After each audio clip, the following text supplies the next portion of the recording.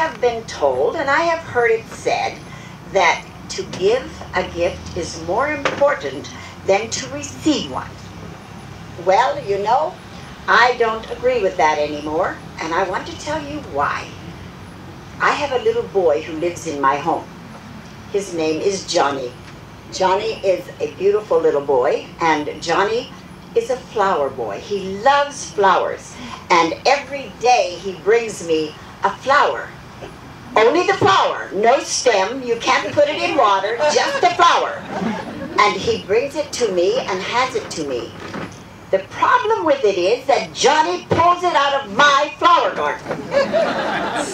Not good.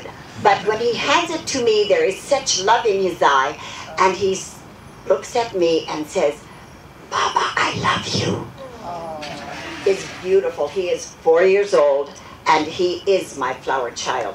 And so I believe that giving and receiving equal each other out. I don't think you can separate one from the other. And for Johnny, the kind of love he gives me, such love is by far the most important gift you can give or you can receive. Now, I'm very, very pleased to find out that this group made this whole set just special for me. You see what it says? All you need is love. And that is what I'm here to talk about, love. I was born in 1930. Now, if you do the math, you will know that makes me 82 years old. Wow. If you don't do the math, I would like to be about 19. This is a time, perfect timing to be born, because it prepared me for time after my retirement.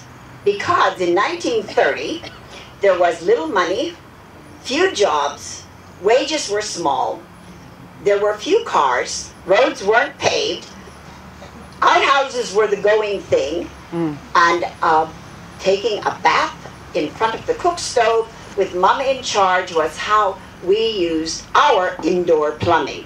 So I had no surprises when I came to Rwanda. I had done it all before. So, my first experience with vulnerable children, this was a tough one because I was in Zaire, which is now Congo. I worked in Zaire in a tent village for children. Now, the children had parents who were lost. You have to understand, the children knew where they were, but they didn't know where their parents were. So the children weren't lost, it was the parents who were lost. And we had hoped they would come looking for their children. And few did, but there were a few who did come and find the child who was looking for its mom. I am very, I really had a difficult time leaving those children in that refugee camp because they touched my heart. The sadness in their eyes, even when they were laughing, you could see sadness coming out of their eyes. And so for me, I left Congo and went home with a very heavy heart. I knew that somehow there was something I needed to do. Now, I didn't know what it would be. And believe me, it wasn't in my idea to ever be a person in mission because this was not my life. I had a very busy life in America. I have, and you need to know, 5 children. I have 17 grandchildren, and I have 14 great-grandchildren and 2 more on the way. So I have a very large family there. I now have a very large family here. I have 48 children that call me mama, plus the governor, the mayor, everybody that sees me because I am white and am old. And if you ever say that to me, you're in a lot of trouble. But everybody calls me mama, and that's who I am. And that is what I am meant to be. I returned because I knew there was something I needed to do. I returned to Gisenyi, which is in Rwanda, but on the border next to Goma, where I had been before. But let me tell you, in 1996, when I was there before, John Logan, who was with the UN, he was one of the lead security men, had a conference with us and was telling us the things we needed to expect. And in that conversation, he said, "Can I get rid of these cards?" Yeah, throw them. Okay, they're getting on my nerves. He said, "The volcano has not erupted for a long time. It erupts about every 30 years. Now, if it is a small eruption, go out in the garden and watch. It is a beautiful fireworks. But if it's a big one, you have 20 minutes to run." And then he stopped. So we said, "Run where?" He said, "Well, let me tell you, don't run to Lake Kivu, because that is where the lava is going, and it will boil. But don't worry about that. There is enough methane and gas in Lake Kivu that you will smother before you have time to boil." Really was not my most interesting thought of the day.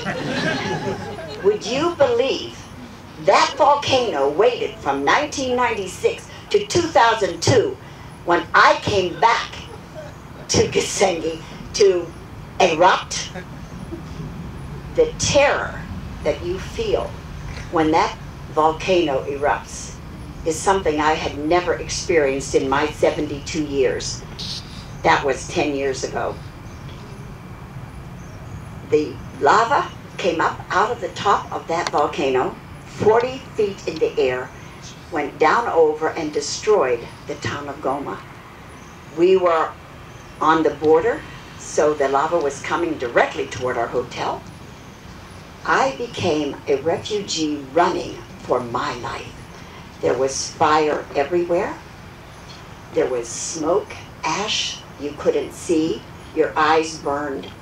It was one of the most terrible experiences in my lifetime.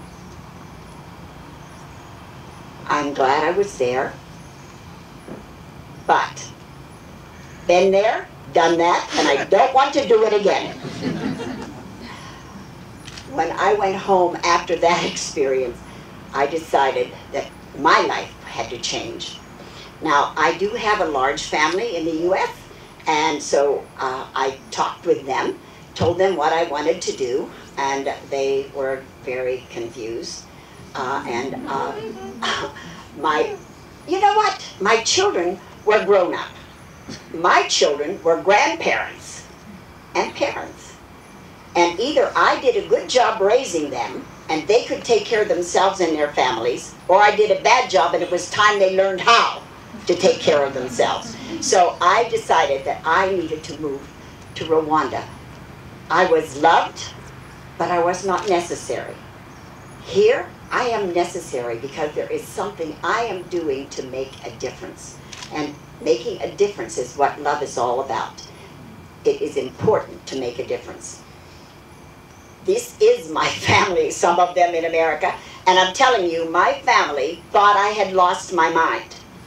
Well, now they are sure I did, but they also back me 100% and are the best support system that I have going for me. So they are quite wonderful. The little one is the youngest of my great-grandchildren. So I'm very proud of my kids at home, and I'm also proud of the kids that I have here. Finding a name for our foundation was easy. Urukundo in Rwandese means love.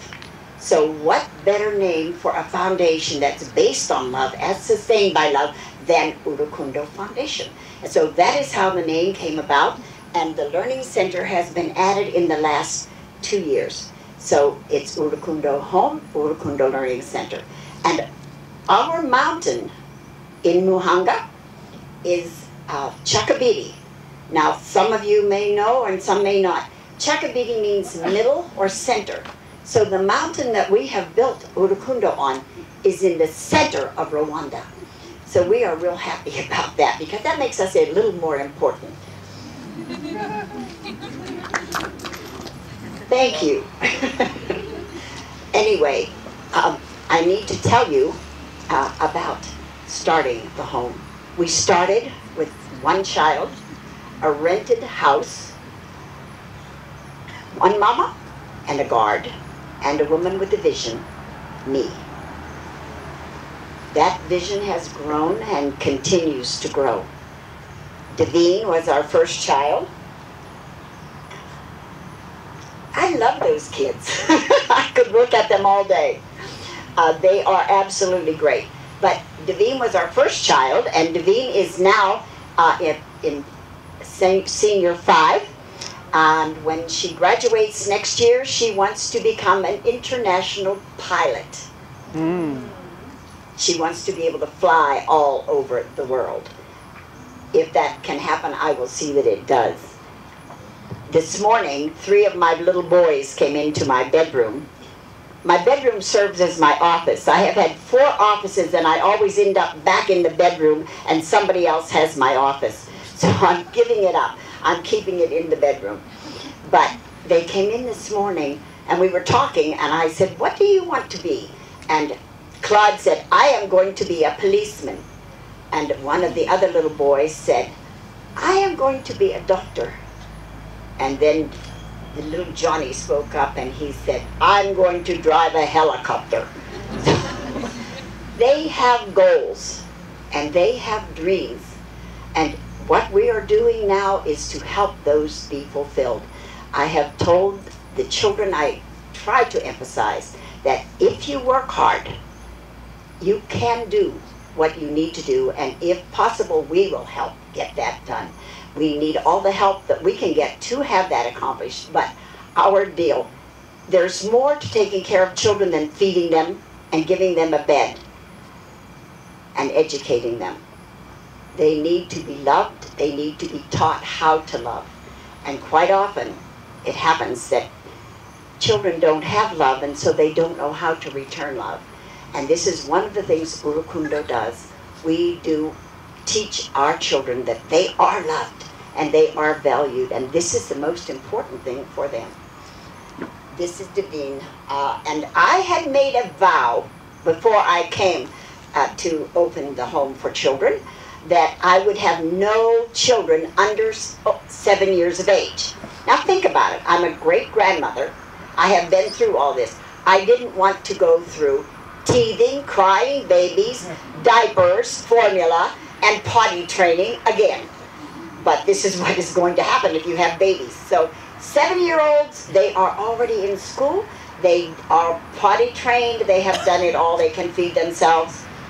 And it didn't last very long because David came into our life.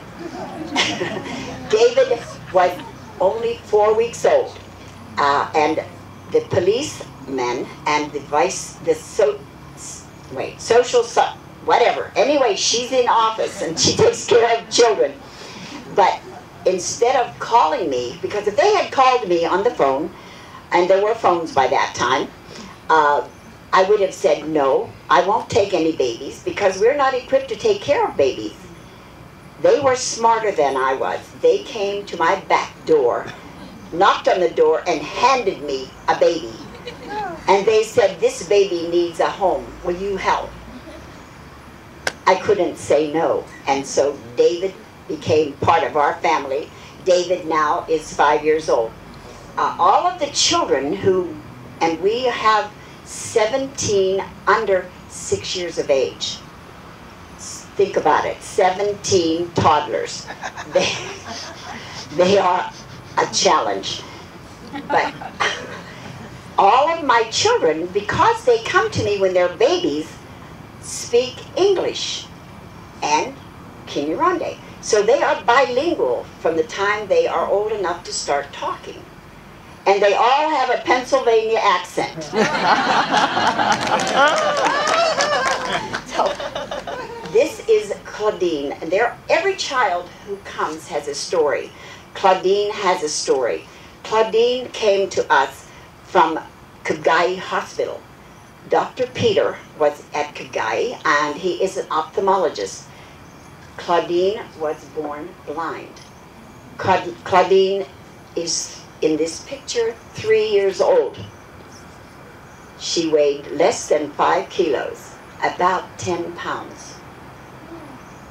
when Dr. Peter called me, he said, I have a 3-year-old that is blind. I can restore her sight, and I need help to get her physically well enough so that she will live through the anesthesia. So I said, all right, you know, a 3-year-old would be potty trained. It would be able to feed itself some, even with blind. She would be able to feed herself with help, and she would be able to walk and talk.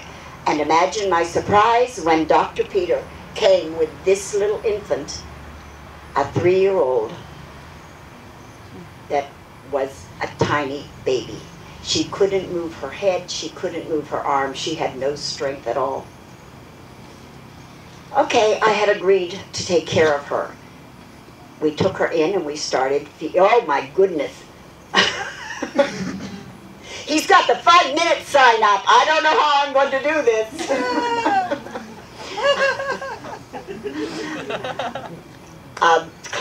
Claudine, we got her healthy enough that she could have the surgery. But because we loved her and didn't want anything to happen to her, we felt we would rather have her blind and alive than have her not live through the anesthesia. So we took her into King Faisal and had her examined.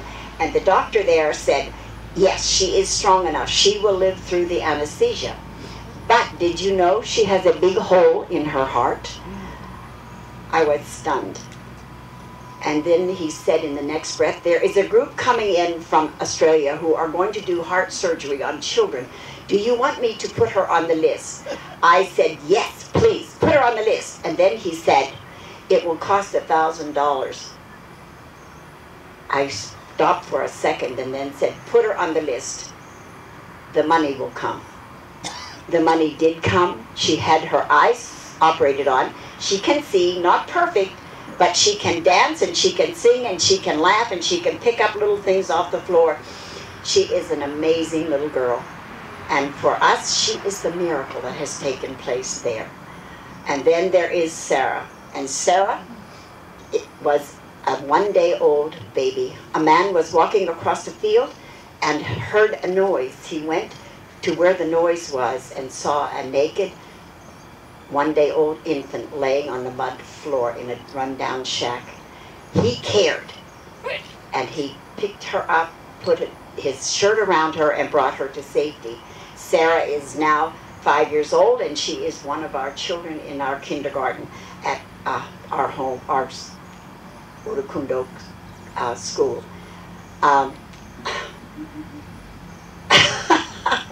I know. This then is Diane. And I want you to know, Diane came to us an abused child. She was 1 week old. She had a broken arm, bruises all over her little body, and had a big chunk taken out of her face where she was bitten by a sick mother. The child was taken from the mother and brought to us. Her bruises are healed, her arm is good, and one day I hope that a plastic surgeon will come and be able to fix where the baby lost part of her face. She is a very important part of our lives. Over 8 years, we have grown a lot. We still have a long way to grow. Our only sources are gifts from people who care and people who want to make a difference for us. Our school has been started. We have a preschool, a kindergarten, a first grade, and in January we will open the second grade. And every year we are trying to build at least 3 classrooms for each grade so that the children, as they move up, will have a place to go to school. We have a farm where and I don't like animals.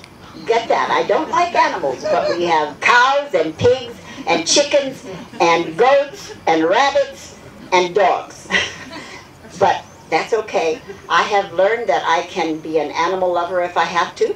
I can be a planter of vegetables. I can take care of children. I can build buildings.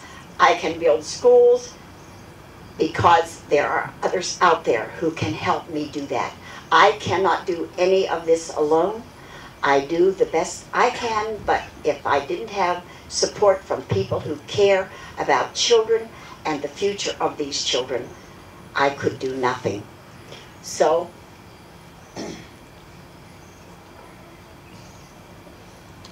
I want you to know that love is by far the greatest gift you can give and the greatest gift you can receive. Pass it around. Thank you.